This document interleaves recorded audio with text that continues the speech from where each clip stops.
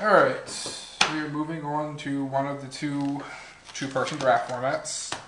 Solomon draft. Each person needs 3 packs like normal draft, and you shuffle them all together. What are we doing about flips for this? We'll write them down again. Stupid flip cards. They're not Finkel or Ryan approved. I got a new one. When did you get a new one?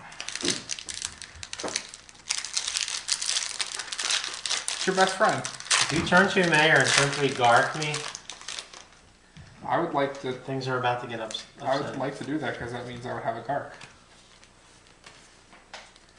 Well, apparently I'm good at opening that flip card. Apparently.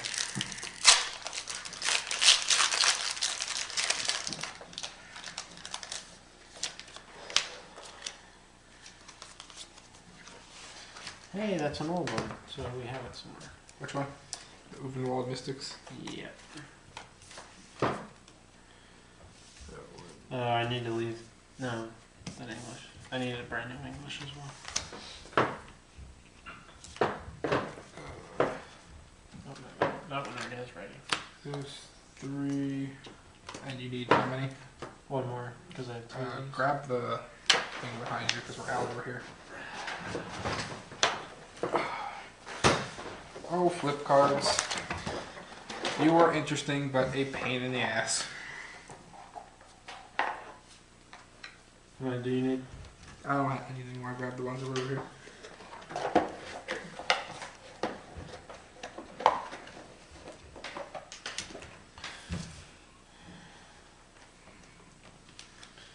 Whoops, forgot to take the tokens out.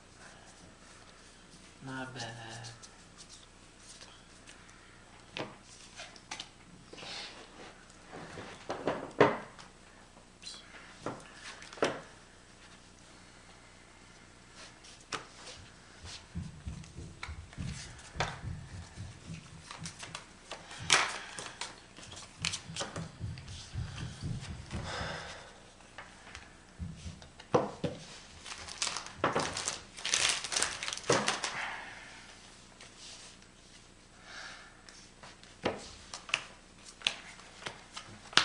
Give me half of your stack.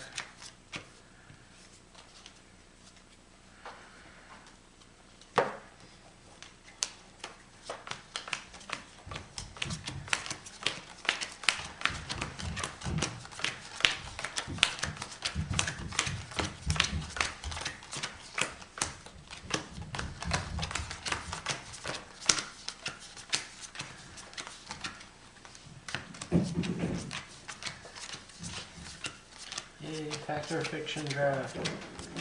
Nah, you're supposed to do 8, but What's that? you're supposed to do 8, but I don't like that because that makes even piles. Fact fiction is more interesting. And it's a better card than the one that does 8. Because the one that does 8 doesn't exist. Alright, so if you all at home have never done this before, it's a draft format where you basically flip cards from the top, and your objective is to play mind games with the other person and split the cards in ways where you get what you want and you hopefully don't give them too much good stuff. Traditionally, you would do 8 cards. We prefer to do 5. It gives you more piles over the course of the draft, and it provides for uneven piles, so you have more choices to make. Roll. Whoever wins the roll decides if they want to start first or play first. 9. 16. I'll take the draft first. Alright. Which means you have to separate. 1, 2, 3, 4, 5. 2 out of 10 then. Alright, so for the first one, the kickoff here, your objective is basically just to try to sort the cards into 2 even piles so that you get good cards as well as the opponent. You can be nice and put the same colors in the pile to try to be consistent, or you can split them up however you want. Since this is pretty much a draft walkthrough, we might as well just go through our picks as we do them. Since there's nothing on the line and trying to next level each other does points at this point. Of these 5 cards, Blood Hall is obviously the most powerful. I'd say followed by the white cards, and depending if you can draft an aggro deck, which you may not be able to in this format as well. The Village Cannibals also dependent. This set is tribal, so it has a lot of stuff that varies wildly in power level depending on what you have. So these are the 3 most powerful cards. Those would go in a deck, these would go in a deck, and this pile is slightly weaker at the moment. So for consistency's sake, I'll make the piles like this.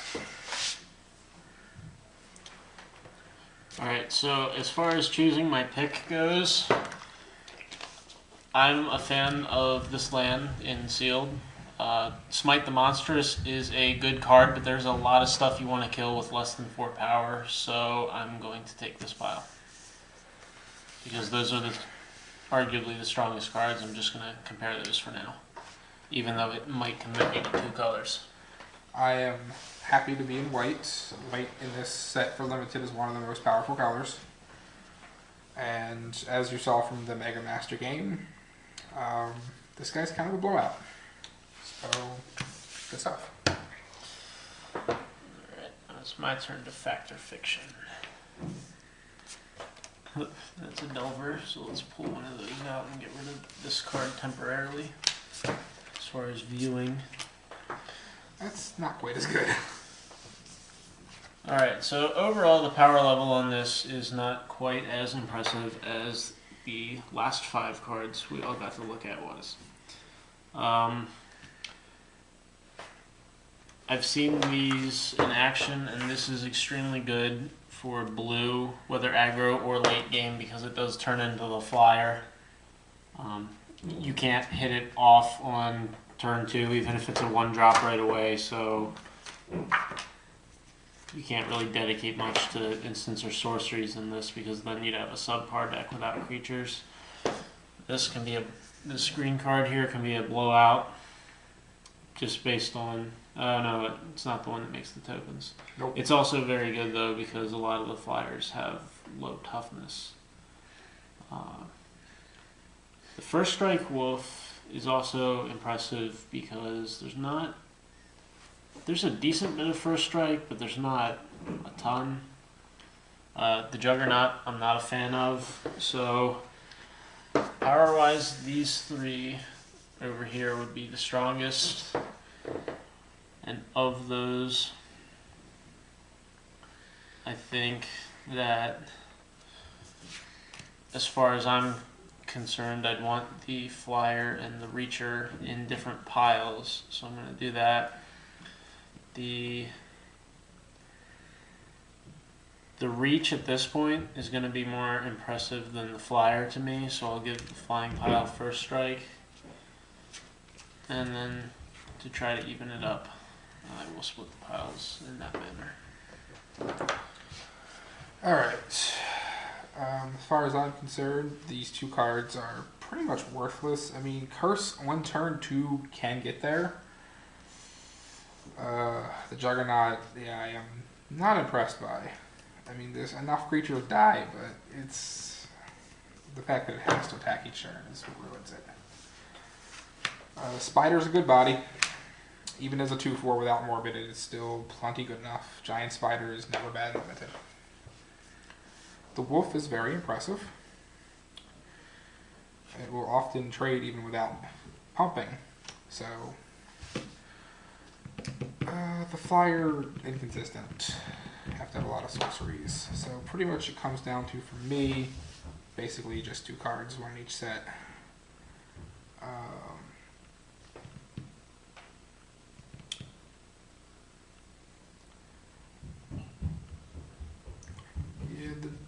think the Delver has a higher upside, and to make it work the best is a green.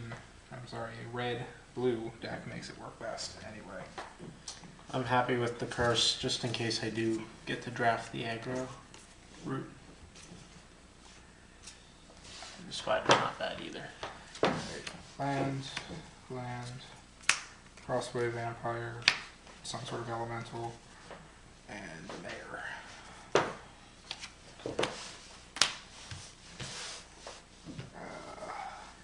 This pack is pretty much spoken for at this point. The mayor is such a good card. So is this guy. And again, you would need an aggressive deck. Mono fixing in this format will be more important, just because you'll probably end up playing 3 colors, if not 4. So, question is Mayor worth everything, essentially? Because this is a basic land, remember.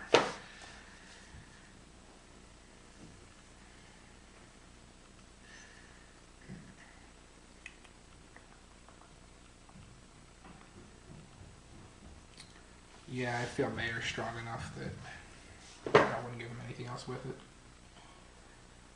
So, looking at this pack, this card's very strong and desirable, but it's a creature that can be infinitely chunked block as needed, whereas the Mayor generates advantage once he flips. Before he flips, he's not bad either. The 2-drop that can boost other humans.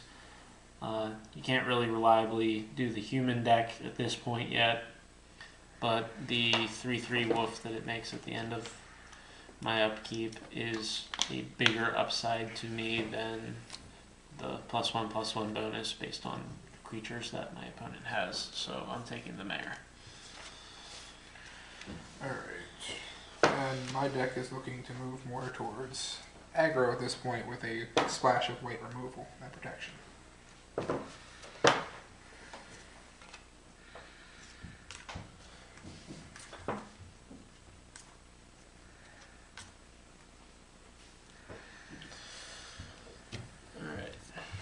Bellringer, not always impressive. I believe that's the unsummoned one. Just to put on top of the library. Okay. The Grasp of Phantasms. The Drake, the Deranged Hermit, and the Mystics. That's not the Mystics. The Mystics are these guys. I'll move that off to the side. Flyers are very good in this format, so arguably I think the strongest card right now is the Drake. The next in terms of power level would be the put the target permanent on top of the library, or it might just be creature, but either way it's the next as far as me. The mill route's going to be very hard to do, so I don't want that. But in purposes of trying to keep it away from the Drake, I'm going to put it in the pile over here because I don't want those going off together at the same time. However, this is a very strong green card once it flips. 5/5 regenerate. It for green is very powerful, so I would have to split the pack like that just because either way I'm getting something strong, whether it be the Drake or the Mystics. Alright, at this point in the draft, now that we're a few picks in, you have to start being mindful of what the opponent might be drafting, what their strategy is. Also, is what you're drafting. While I think it is correct that the Drake is probably the strongest card in this pack, it is very close with the Grasp. That card is very good.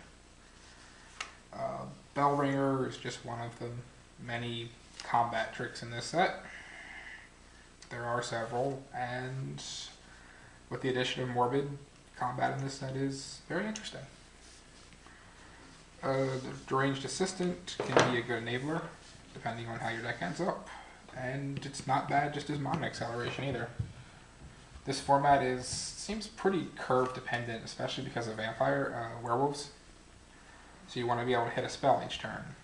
Hitting your more powerful spells a turn earlier seems good. Also of note, the Drake is not very splashable, and right now he has no other blue cards. He also has no other white cards. And he's looking to be green.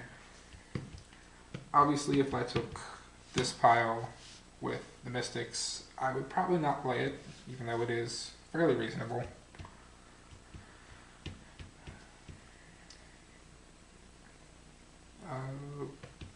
From what I've picked so far, I could drop the blue Delver and just go for red-white aggro. In which case, none of the cards here really work. So I think I will take the cards with more options instead of some of the more powerful ones.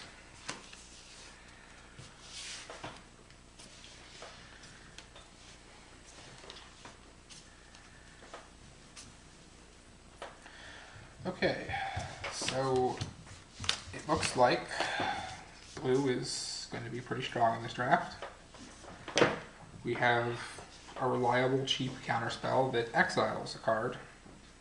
So flashback, no. A less impressive, more situational counterspell that can be a 2-for-1 if you catch them with the guard down.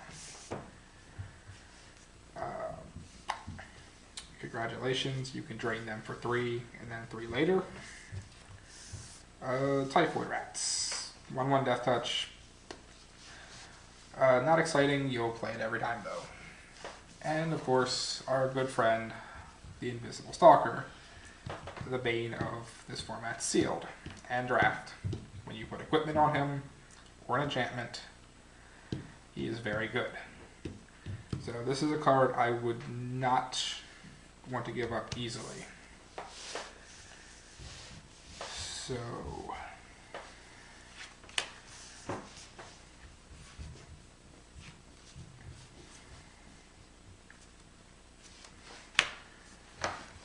I am splitting the pile this way. Basically, if they take the Stalker, they will take the weakest other card in the pack. The only reason I don't put it in here and make it a 4-for-1 is because this card is barely playable. Unless you have a super aggressive deck, you would not want this at all. So if I, end up taking get the invisible pile, I would just want something thrown in just so I have enough cards, which should come down to that. This pile is the more average, more overall playables. Typhoid Rat should always play, and the 2 counterspells. At this point, I like Dissipate. I've played with the Invisible Stalker quite a bit in the limited format as of yet, and seeing as how there isn't really any equipment yet, I'm fairly confident there will be some later on, and if I want to, I can be mindful and start picking up equipment later. It's also going to skew how he separates the rest of the piles, because he can't afford to give me too much decent equipment in the case that I were to get the Invisible Stalker. So now he has to be mindful if I take that. The 1/1 Death Touch Rat is very good for aggro. As of yet, he's not in black. I don't think at this point he bothers splashing for it. I already have the Drake, so I do like the blue cards. But between this Fate and the Stalker, the most raw power lies with the Stalker, so I'm going to go that route.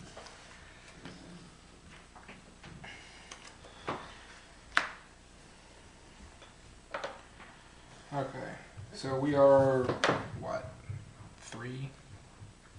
5 total in? 2, 3, 4, 5, 6, 7, 8, 9, 10, 11, 12, 13. 12. Yeah, 25, so so we're 5 in. At this point, Things are going to look a little chaotic. You don't know exactly what you're doing. I like my setup. I have now, with the latest additions, the control route. And I also still have the earlier aggro stuff. So I'm in a good place to go either direction at this point. My aggro is a little tempered, but I can still accomplish it if I see the need to.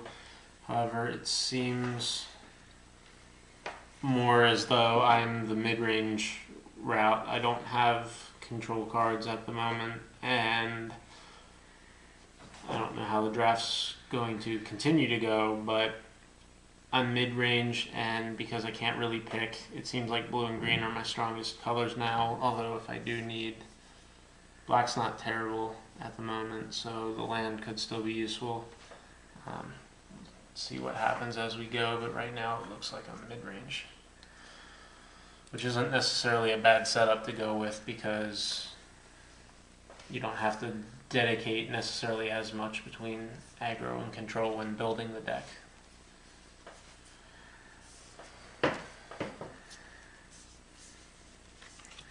Wait, look. Aggro cards. So, this pack is indeed aggressive. I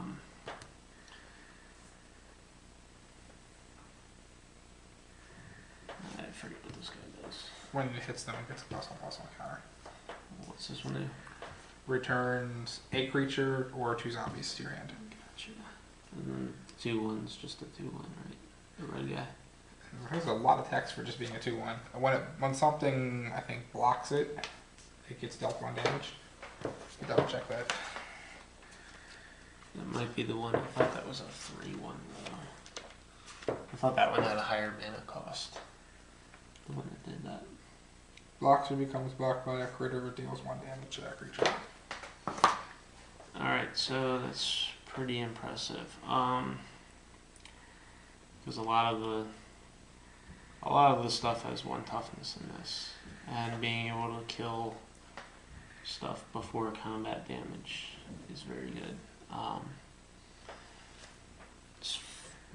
As far as mid-range to higher end on the curve, this is pretty good. 4/3 is not bad and limited for 5 mana. The fact that it grows is good.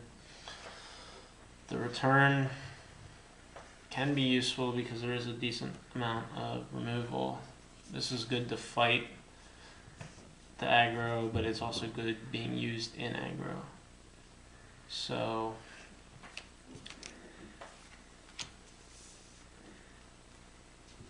between these and knowing that he has stronger white and red than I've been able to pick up so far, I'm reluctant to put these two together.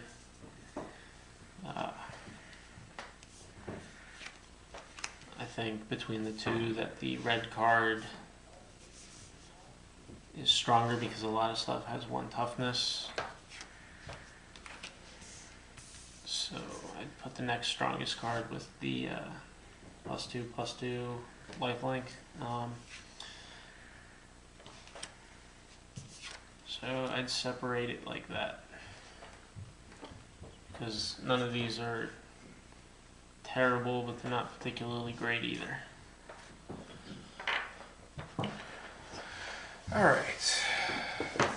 From what I have so far in the way my draft is moving, my aggressive cards are red and white, not really black. So my black at the moment, only 1 card. The Rats is more of a control card. I mean, if you get some equipment, the guy gets in there, but he's really just a blocker to ensure that you live long enough to do your stuff. Stormkirk is a guy. That's pretty much it. I mean, he's really too expensive to fit in well in the aggro curve. You would need a lot of the vampires and spells that make them not be able to block to make him resemble anything decent and playable. So by default, I would take this pile. It has the 2 best aggro cards, and the Ghoul Caller card is probably better in a control deck, but works equally as well in an aggro deck just to gain some tempo. So I will take these guys.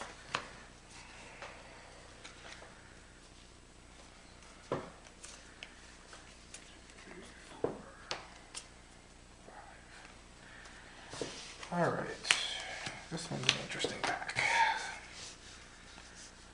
Alright, we have Wreath of Geists, which has been very swingy. It really depends on your deck. It can be very good or just okay. It can even set you up for a 2-for-1 with a Smite the Monstrous. Wood Stake, good sideboard card. Gnaw with Bone, yeah, I'm not as much a fan of Life Gain. Ghoul Razor's pretty good. And again, most powerful card obviously is the Flyer here. I'd say these are probably two of the most powerful, but because he has the Stalker now, any equipment at all, even something as simple as this, which gives it +1, it drops the clock that he needs to kill you in half, so I have to be mindful of that. So, to balance, and this card is not really a card.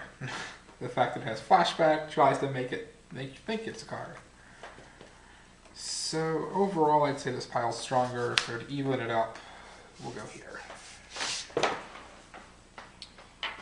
I already picked one Drake just because of its outright power level, and while this equipment does boost the Stalker, I'm not sold that this is necessarily the equipment I'm willing to take in order to lose out on potential other good cards. My strongest cards right now are in green and blue, so actually Wraith of Geist is better for me. Anything other than if I have one creature in the graveyard, it's going to be better for me on the Stalker than the equipment would be anyway. The equipment's more versatile on other threats, but he's worried about the Stalker, and I get a good threat if I take this pile anyway. So I'm just going to go ahead and take these cards. Just something else to note there. In my colors, for what I could be, enchantment removal is more plentiful. So I'm not as worried about the Wreath as I would be about equipment.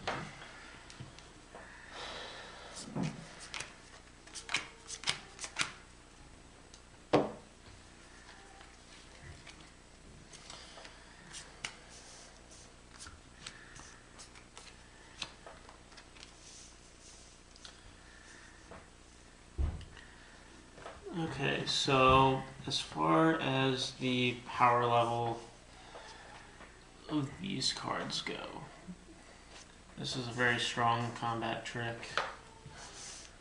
This is probably the next strongest combat trick.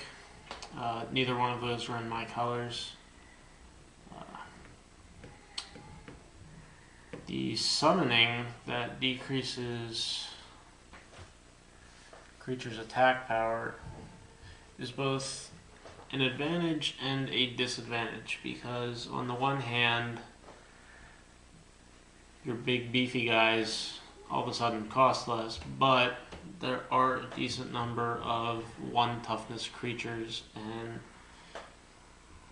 at that point you have to worry about, can I afford to play this with the bonus, because state-based effects will kill my creatures basically before I can even play them. This is sort of good for ramp, but not terribly impressive, and the mana production, it's an alright ramp, but it's also not very impressive. The fact that this one will oftentimes let you slip through more than 2 creatures means between the two of these, this one is stronger, so I would want to balance it out, because I'm anticipating him picking the white one. I think he would go that route. So that's not. That may help me. It may hurt me, but I'd like to have the option. This is a pretty dead card. It doesn't really do much either way. So splitting it this way makes him make a choice. Neither one is particularly bad for me, just because the less powerful combat tricks I can give him is better for me. All right. Note on Heartless Summoning. In Limited, I think it's pretty awful. Basically, it lets your more expensive things cost less at the price of probably making them small enough that they're on par with what your opponent is summoning with 2 less mana. I mean, the creatures in this set at the low curve were really pushed to be more aggressive, able to trade up. So, unless I had a deck full of maybe the Drakes, or large enough creatures, maybe some Kinder Snatches, some of that moss monster insect thing, 8/8, whatever, trample. I'd be more interested, but as it stands now, Heartless Summoning looks to be a giant liability. Again, Deranged Lab Assistant, nothing special. I do have to be mindful of it going to him because it works far better for his Drakes.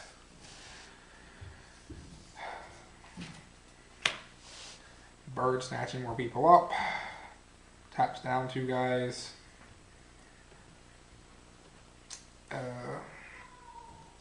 Again, that's some balance with this. I am not really able to use this. So really comes down. This is a better combat spell, a better aggressive spell. But in this case, I also have to weigh. This is a benefit to him. This is a maybe slight benefit.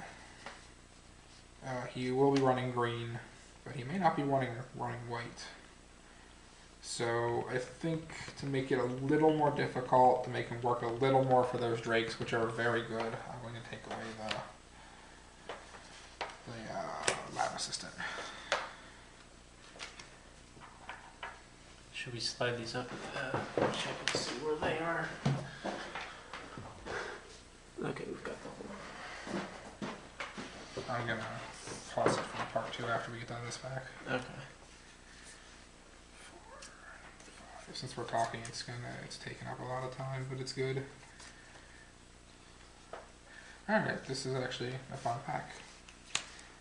Alright, we got a Wolf that is very good, comes down early, 2 for 2, nice Grizzly Bear, with the upshot of being a nice Root Walla to pump itself. Lantern Spirit thing, not exactly sure on the name. It can bounce itself back to the hand. Would have been much better with combat damage in the stack, but what can you do? Another Bull Razor Chant. Our nice Plants vs. Zombies card there. And a very good combat trick. Giving your guys +2/+0 can kill them out of nowhere. So this is a very good pack here. With only one card being maybe not you don't really care about. Balance power, I'd say these are probably the most 2 powerful.